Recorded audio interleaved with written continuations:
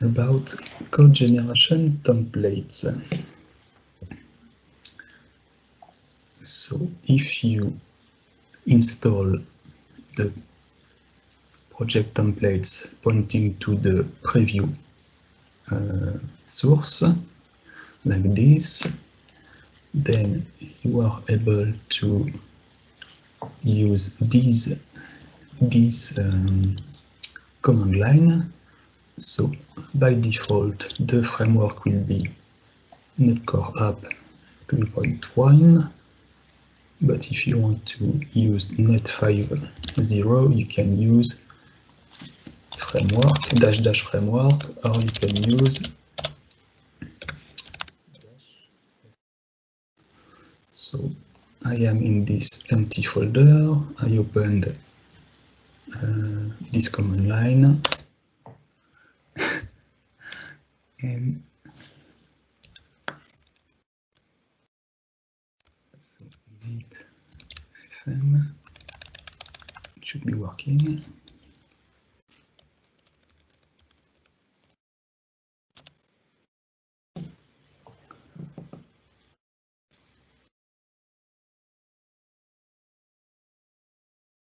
Global.json was not found.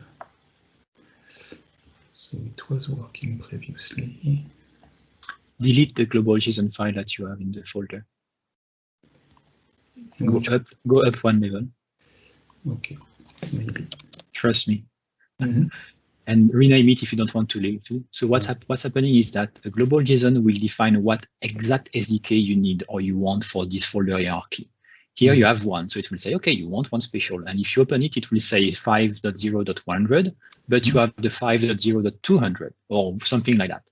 So it says, I can't find the one you want. So just rename it, and it will just pick the latest. No, rename it. I change it to.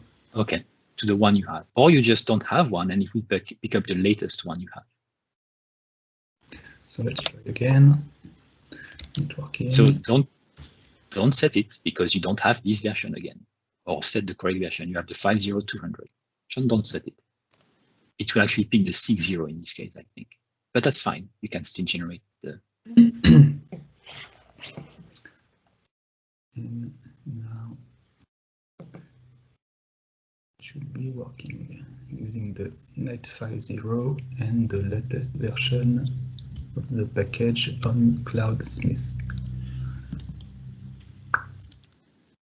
So this is using the command line, and we updated the doc to include the new parameters. We updated the templates, and now we are also able to open Visual Studio. So I suggest to download the latest version of Visual Studio 2019 that has been released today during Ignite. You should check in the options preview features that this option is selected, show all .NET Core templates in the new project dialog. And if I open a new Visual Studio 2019 and create a new project, this dialog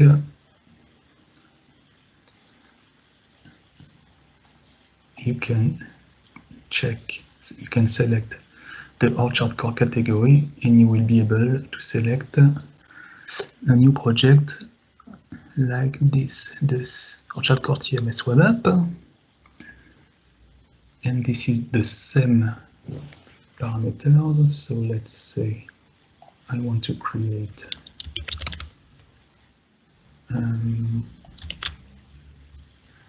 a new project called myproject.web.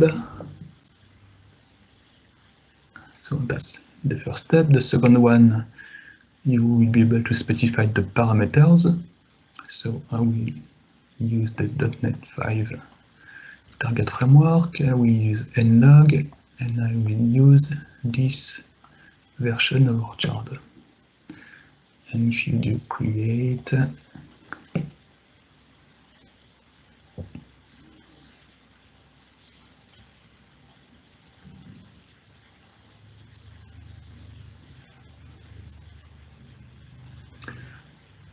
you will have a new Orchard Core project running.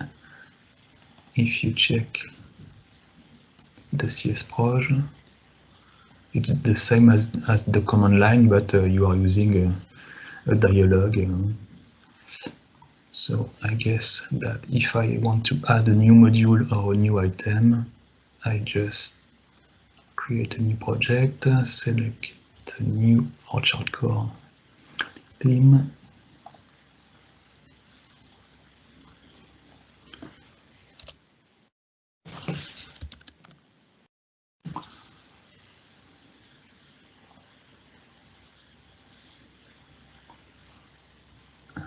this is the same options that you have in the command line when you create a theme, and the same way it's using the target framework and the version that you specified.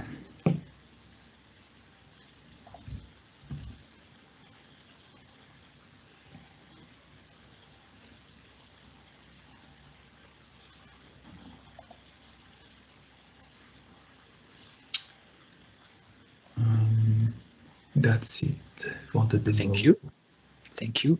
I think the documentation might be wrong because it says the default is netcore app 3.1, but in the dialog it was net 5.0. So I assume the dialog wins. Yes, but as you can see, I will show you again.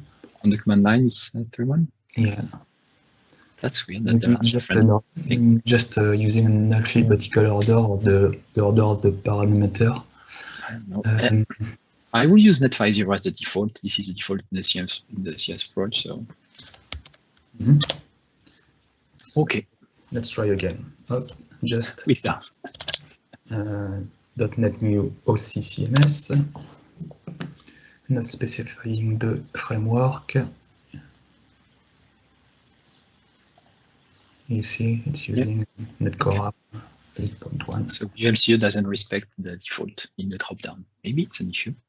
Maybe because it's called framework and it's trying to use the latest one, but the command line is using something like.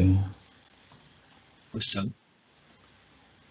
Thank you very much.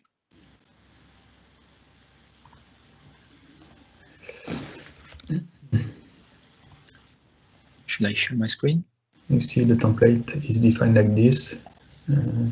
So it's select with multiple choices, and the first one is the .NET Core app, and it's using this one, this parameter from the build. Yeah, that's when the dropdown is not respecting the first choice then, or the default choice, default value. Yeah. Okay.